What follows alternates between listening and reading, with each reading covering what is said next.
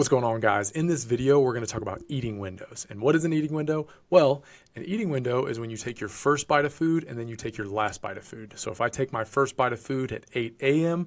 and then I take my last bite of food at 8 p.m., that's a 12-hour eating window. And a longevity researcher from USC, the University of Southern California, his name is Dr. Valter Longo, and he recommends having an eating window of 12 hours and then having a fasting window of 12 hours because he says that's the safest eating window and fasting window he has seen when doing his research. Now, there's a lot of things that go into that, but that is just kind of an overall blanket eating window that if somebody's trying to start basically focusing on when they are taking their first bite of food and when they're taking their last bite of food, a 12-hour eating window is a good place to start. And and I would say a lot of times when I tell people this, they go, oh, I could definitely do that from like 7 a.m. to 7 p.m. or 8 a.m. to 8 p.m. It sounds pretty easy. But the average person has an eating window of 15 hours. So that means they're taking their first bite of food around 7 a.m.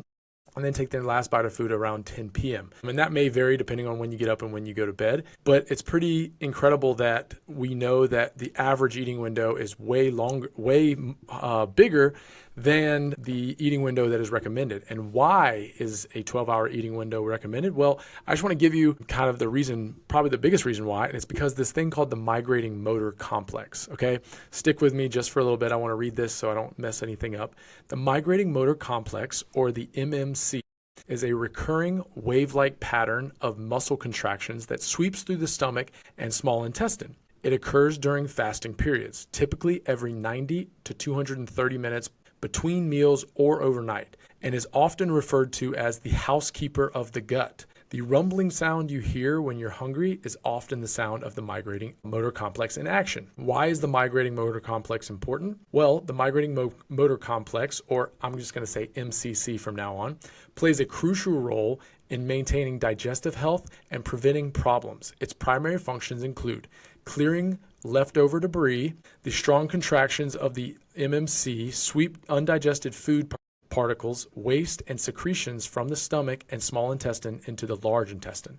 Then the next thing is preventing bacterial growth, overgrowth. By moving food and bacteria through the small intestine, the MMC prevents the buildup of bacteria in a part of the gut where they shouldn't be in large numbers. An impaired MMC is leading cause of small intestine bacterial overgrowth, or SIBO. The next thing is regulating hunger. The MMC is linked to hormone motilin, which helps to trigger stomach contractions and signal to the brain that the stomach is empty, playing a role in the hunger sensations. The process, the MMC, is interrupted as soon as you eat or drink anything with calories, which is why it's recommended to space out meals to allow the MMC to complete its important cleaning cycle. Now, that's important because that's why they say, maybe space out your meals around 3 to 4 hours. And then at night, if you have around 12 hours for your body to digest the food and to get rid of some of that bacteria and stuff in your gut, or not bacteria, get rid of some of the leftover debris, they say around 12 to 14 hours is a good amount of time for that MMC to do its job.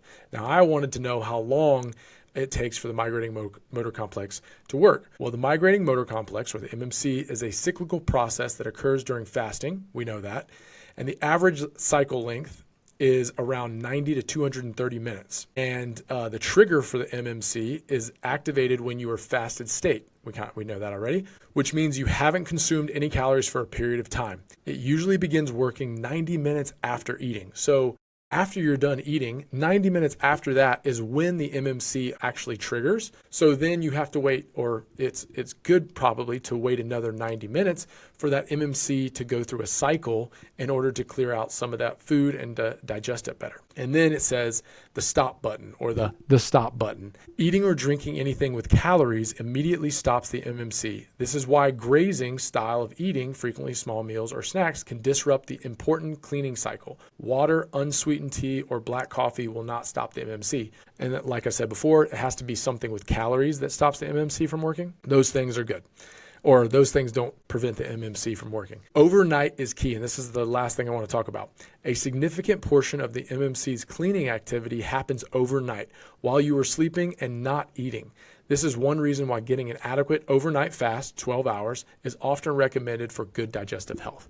Okay, that's all for this first video. I just want you to know the main reason why it's good to have a fasting window of 12 hours and an eating window of 12 hours. So if you're kind of tossing up like, hey, what should my fasting state or what should my eating state be? That's a good place to start, because you can try out a bunch of different diets or different types of foods that you want to eat and still be in a good place. So that's that first video, and we probably got more after this, but thanks for watching that one, guys, and get after it.